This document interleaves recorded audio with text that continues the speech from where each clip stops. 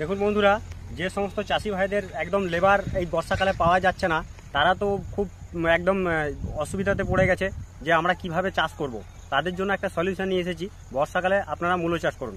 মূলো চাষ করলে আপনাদের একদমই লেবার কম লাগবে। তার জন্য প্রত্যেকটা গাইড আমি করে দেবো।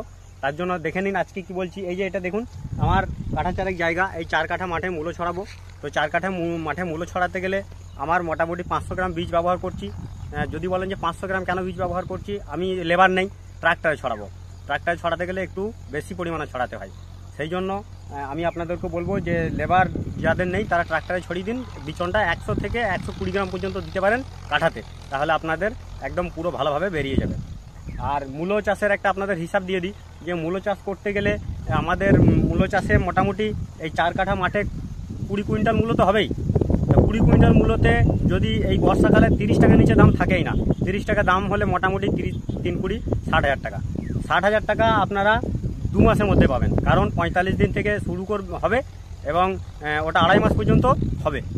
টোটাল চাষটাই আমার 2.5 মাসের চাষ, মানে একদম বীজ বোনা থেকে শুরু করে একদম তোলার শেষ পর্যন্ত 2.5 মাস। এত কম টাইমের মধ্যে এত ভালো ফ্যাসিলিটি আর অন্য কোনো চাষে দিতে পারে না। অথচ লেবার শুধুমাত্র তোলা আর ধুয়ে নিয়ে যাওয়া এইটুকুই, আর বাকি যে নিড়ানি ঘাস হওয়া একদম ঝামেলা নেই। তার জন্য প্রথমটা আমি দেখিয়ে দিচ্ছি আজকে, পরবর্তী আমি ঘাস কিভাবে হবে না তারও ভিডিও দিয়ে দেবো। দেখুন আমি নিয়েছি এই যে কলসের পালং পাতা। এই কলসের পালং পাতা এইটাকে আমি বড় প্যাকেট পাইনি, সেই জন্য আমি ছোট ছোট 50 গ্রামের প্যাকেট নিয়ে এসে এর মধ্যে ঢেলেছি। এর মধ্যে ঢেলে এবার এটাকে আমি ছড়িয়ে দেবো। প্রথমে দেখুন আমি কি দিয়েছি। প্রথমে দেখুন ফসফেট, পটাশ আর ইউরিয়া। এই দেখুন পটাশ, ফসফেট আর ইউরিয়া আমি ছড়িয়ে দিয়েছি। ছড়িয়ে দেওয়ার পর এইবারে মূলো বীজটা ছড়িয়ে দেবো। ছড়িয়ে দিয়ে হালকা করে চাষ দেবো, তাহলে আমার এটা কমপ্লিট হয়ে যাবে। আসুন বীজটা ছড়িয়ে দিই। আর বীজটা এমনভাবে ছড়াতে হবে, এই যে বীজটা আমি এখানে দিয়েছি 4 কাঠা মাঠে 500 গ্রাম বীজ দিয়েছি। 500 গ্রাম বীজটা আমি 3 বার ধরে ছড়াবো। এটাই আপনাদেরকে অনুরোধ করব যে আপনারা যেভাবেই ছড়ান এটাকে 3 বার ছড়াবেন, তাহলে একদম পুরো ভালোভাবে এইটা বেরিয়ে যাবে।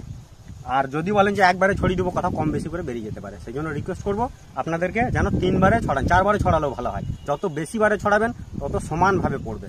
তো আপনারা আমি যে পদ্ধতিটা বললাম সেই পদ্ধতিতে করবেন। আর প্রথমেই খেয়াল রাখতে হবে যেন চাষ 4-5টা দেওয়া হয়, তারপরে আপনারা মূলোটা ছড়াবেন।